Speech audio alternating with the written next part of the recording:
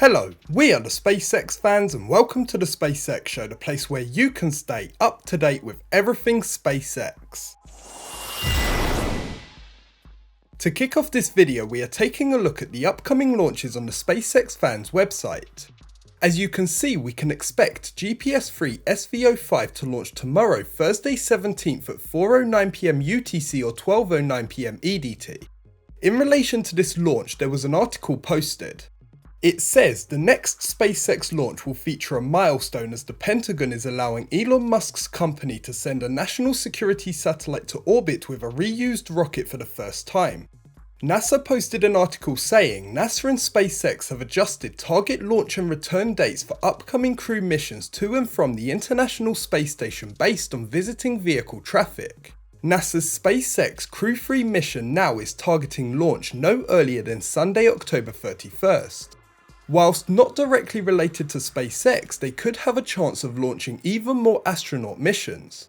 There's a Space News article which says NASA said it is seeking proposals from companies who want to fly private astronauts to the space station. One mission would launch between the fall of 2022 and the middle of 2023, while the second would take place in the second half of 2023. There was a cool tweet posted from another rocket company. It says, introducing Launcher Orbital, the first orbital transfer vehicle compatible with both SpaceX Falcon 9 rideshare and a dedicated small launch vehicle Launcher Lite. Orbital is contracted by SpaceX to fly to sun-synchronous orbit in October 2022. Moving on to Boca Chica action, here's a view of the orbital tank farm construction with 2 tank shells. The 4th level of the vehicle integration tower has now been stacked with the 5th level waiting at the launch site. Earlier in the day today, the 5th piece of the launch tower was stacked. I wanted to share this diagram produced by Brendan Lewis of the progress with the vehicle integration tower. The cryo-tank shell construction at the propellant production site is coming along nicely.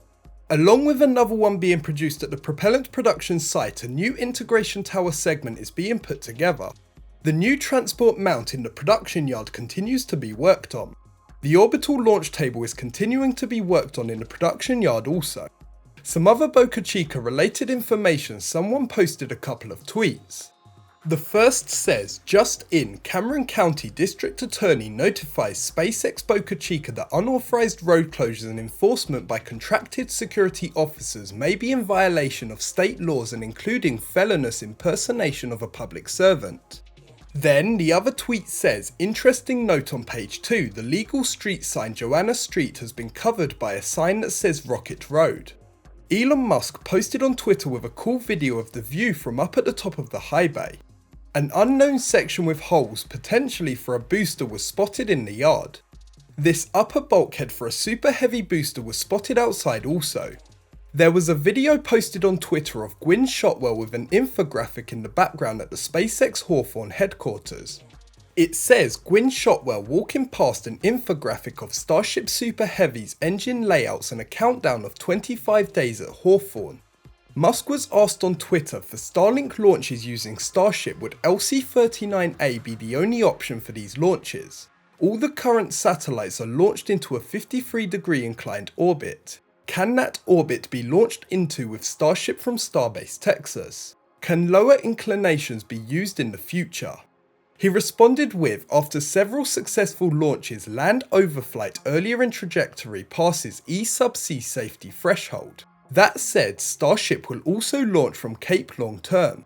For those who don't know, E-subsea is the launch industry's fundamental method for assessing risk and is called the expected casualty analysis or the E-subsea analysis.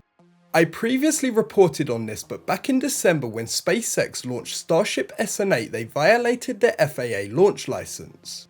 The article says, minutes before liftoff, Elon Musk's SpaceX ignored at least 2 warnings from the Federal Aviation Administration that launching its first high-altitude Starship prototype last December would violate the company's launch license, confidential documents and letters obtained by The Verge show. We haven't seen it for a while, but here's SN15 sitting at the production site. Musk posted a really cool shot on Twitter of inside the high bay. He said, stacking Super Heavy aft section. I also want to add the Cameron County road and beach closures because on Monday the Tuesday and Wednesday closures were cancelled. There is still a date of tomorrow, Thursday 17th, for possible testing of the Super Heavy BN2.1 test tank. Once again, Jack Bayer has been out in Boca Chica filming the content recently, so thanks to him for being out there. Also, thanks to the NASA spaceflight team working behind the scenes on their videos, live streams and other space content. That's it for this episode of the SpaceX Show. I hope you enjoyed the video. If you did, make sure to hit the like button and leave a comment down below. If you want to stay updated with SpaceX info, make sure to subscribe and press the bell icon to get notified when I upload. Thanks for watching and have a great day.